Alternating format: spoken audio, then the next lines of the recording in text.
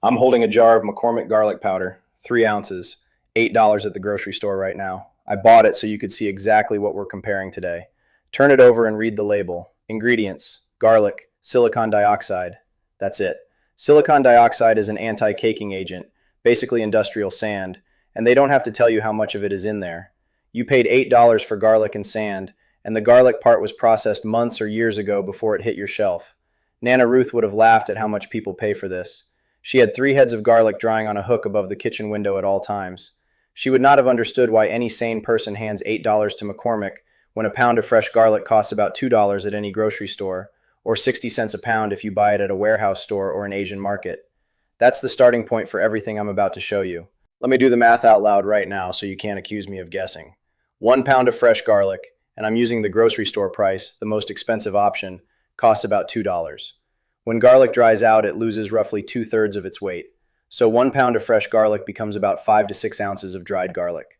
Grind that down and you get roughly 4 to 5 ounces of garlic powder. McCormick's 3-ounce jar costs $8.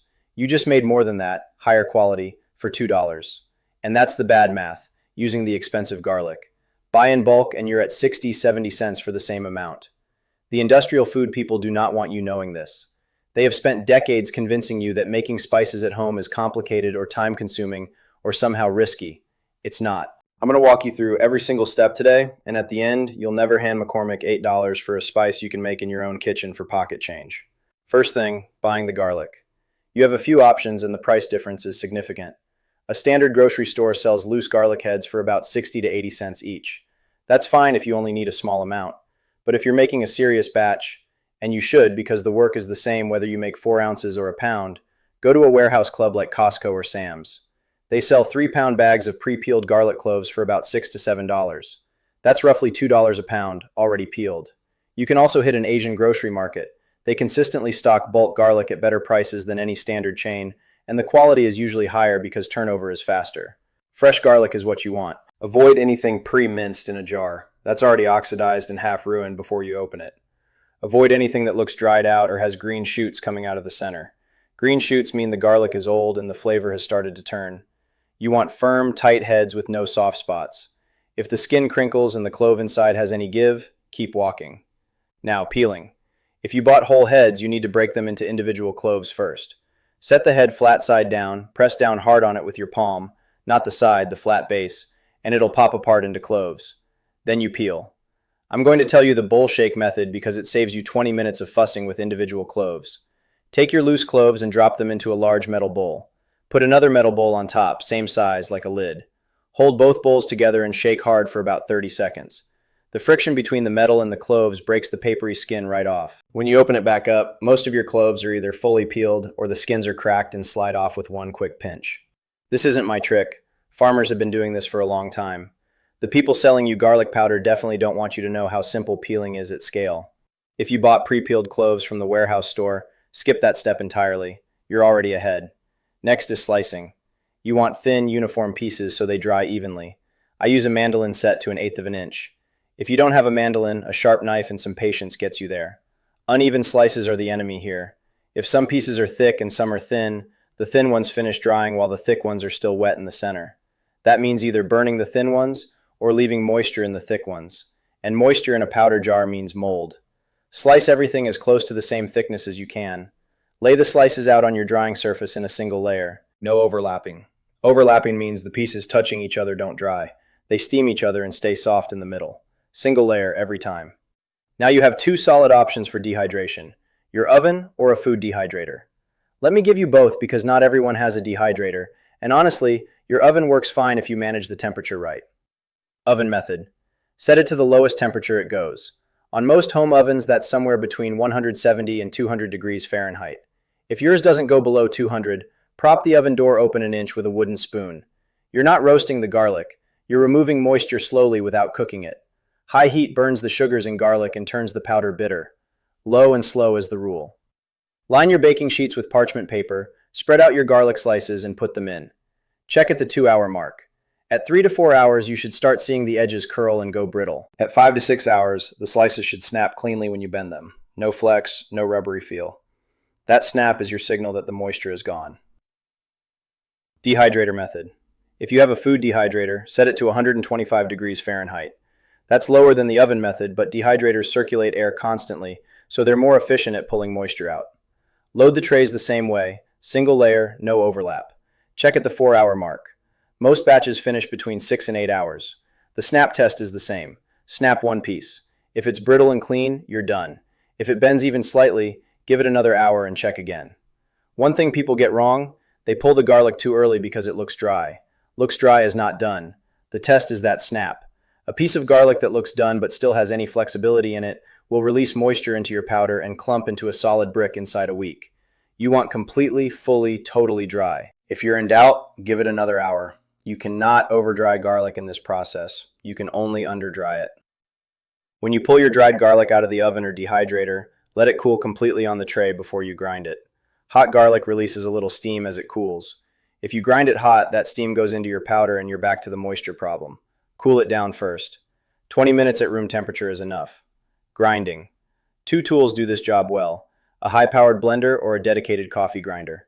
I want to talk about both because they behave differently. A coffee grinder is my first choice for small batches. It produces a very fine, consistent powder in about 30 seconds. The catch is capacity. You're grinding maybe a quarter cup of dried garlic at a time, so large batches take multiple rounds. Clean it between uses with a dry cloth, not water. Never put water in a coffee grinder you're using for spices. The other thing, if you use the same grinder for coffee and spices, your coffee will taste like garlic for the next 3 brews. Get a dedicated grinder. They run $15 to $20. That pays itself back the first time you make a batch instead of buying from McCormick. A high-powered blender, something like a Vitamix or a Ninja with a strong motor, handles larger batches at once. It doesn't always get as fine a grind on the first pass, so run it for a full 60 seconds, stop, scrape the sides, run again. If you want really fine powder, run it through a mesh strainer after and grind any larger pieces again. A regular countertop blender with a weak motor struggles with dried garlic. It's hard and dense, and you'll end up with uneven chunks. If that's all you have, use the coffee grinder method and do multiple small batches. The powder comes out of the grinder slightly warm and at its finest consistency right at that moment. Spread it out on a clean tray or paper and let it cool and settle for a few minutes before packing it into jars. It'll compact a little as it cools. Storage. This is where you completely bury McCormick on shelf life. Glass jar, airtight lid. That's the setup. Label it with the date you made it. Your homemade garlic powder, stored in a sealed glass jar in a cool, dark cabinet, stays fully potent for 2 years or more. Some of mine have gone 3 years and still had real punch to them. It does fade eventually. All dried spices do, but not fast. McCormick's garlic powder? That jar sat in a warehouse, then in distribution, then on a store shelf. By the time you open it, a significant portion of its shelf life is already gone. The best buy date on the label is typically 1 to 2 years from the manufacture date, but you have no idea when it was made. Industry standard allows product to sit in the supply chain for 6 months to a year before it reaches a shelf. You could be buying something that's already 12 months into a 24-month window, and you have no way to know. And once you open it, the real clock starts. Your homemade powder? You know exactly when you made it. Day 1, full flavor, sealed glass, 2+ years. That's the deal. Let me come back to the cost math one more time and be really specific. I'm using real numbers I've paid recently. 3-pound bag of pre-peeled garlic cloves from a warehouse club, $6.50. After dehydration, that 3 pounds becomes roughly 12 to 14 ounces of dry garlic. Grinding that gives me about 10 to 12 ounces of powder. McCormick sells a large 3-ounce jar for $8. I just made 10 to 12 ounces for $6.50. That's $24 to $32 worth of McCormick for $6.50. The electricity cost for running an oven for 6 hours is roughly 60 to 80 cents depending on your rate. Call it 50 cents for a dehydrator. Round up for everything, and I'm at $8 total, producing what would cost $30 retail. You can argue those numbers around the edges, but you cannot make them not work in your favor. The math is the math.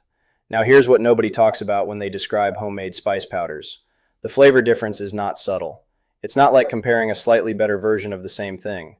Fresh garlic that you've dried yourself has sharp, complex, almost fruity top notes that commercial powder doesn't have. Commercial powder has a flat, one-dimensional garlic smell. It does its job in cooking, but it's clearly a processed product. Homemade powder smells like you opened a fresh head of garlic. It hits harder in dishes. You use less of it to get the same result, which compounds the savings even further. The reason commercial garlic powder tastes flatter is a combination of things. First, age. As I already mentioned, it's older than you think. Second, heat treatment. Commercial processors often use high heat to speed up dehydration at industrial scale. High heat kills volatile aromatic compounds. Those aromatics are what give garlic its complexity. When you dehydrate at 125 degrees instead of 300, you keep those compounds in the powder. Third, the anti-caking agent. Silicon dioxide doesn't add flavor, but it does alter mouthfeel and can slightly mute aromatics. You're not getting pure garlic when you buy commercial powder. You're getting treated, aged, diluted garlic. The same method I just walked you through works for every other spice McCormick is overcharging you for. Onion powder, same process, red or yellow onions sliced thin, dehydrated at the same temperature, ground the same way. One large onion makes a surprising amount of powder, and onions are cheaper than garlic by weight.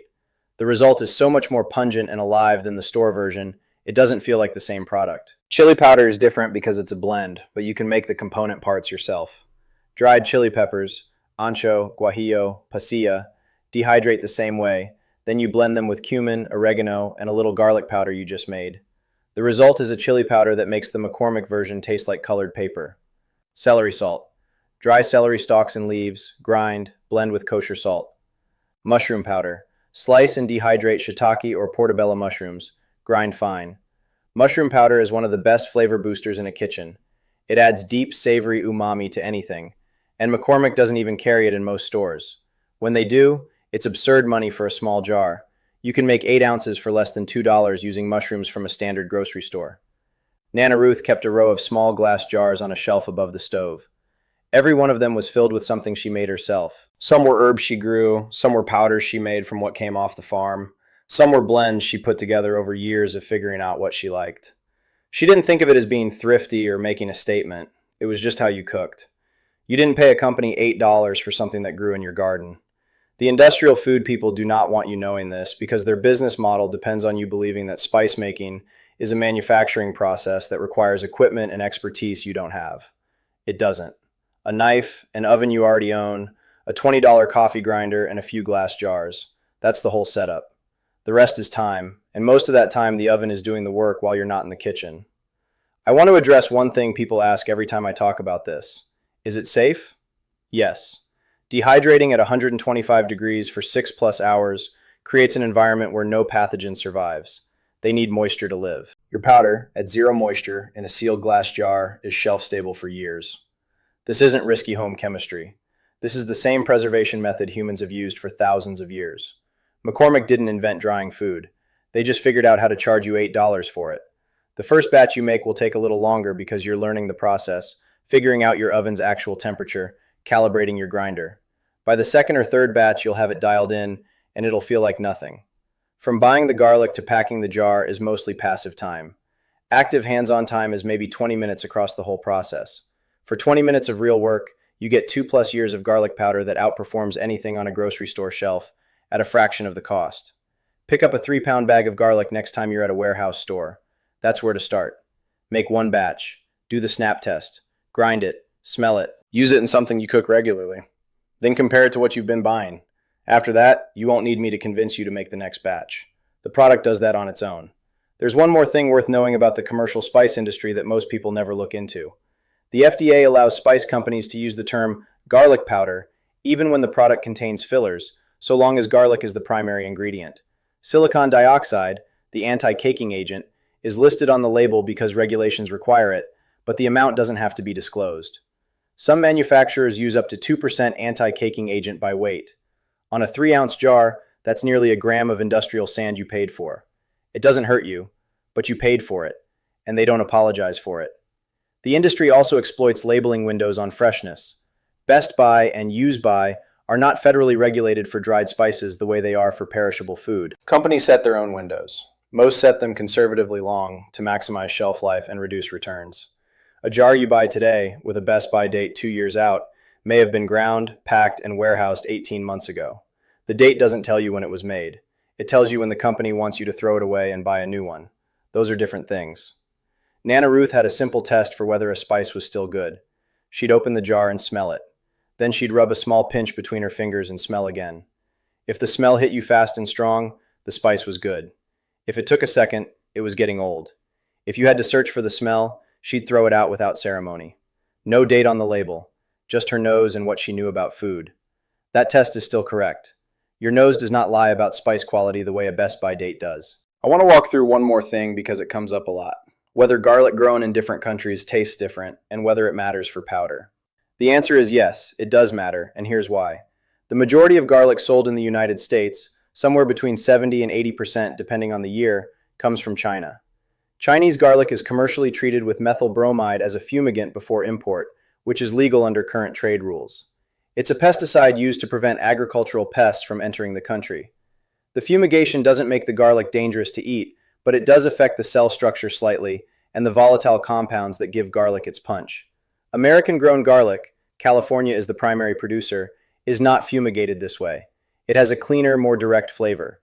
This matters for your powder because the starting material determines the ending result. If you can find California or domestic garlic, even at a slight premium, the powder it produces is noticeably different. Look at the small stickers on garlic at the grocery store or ask at a farmer's market.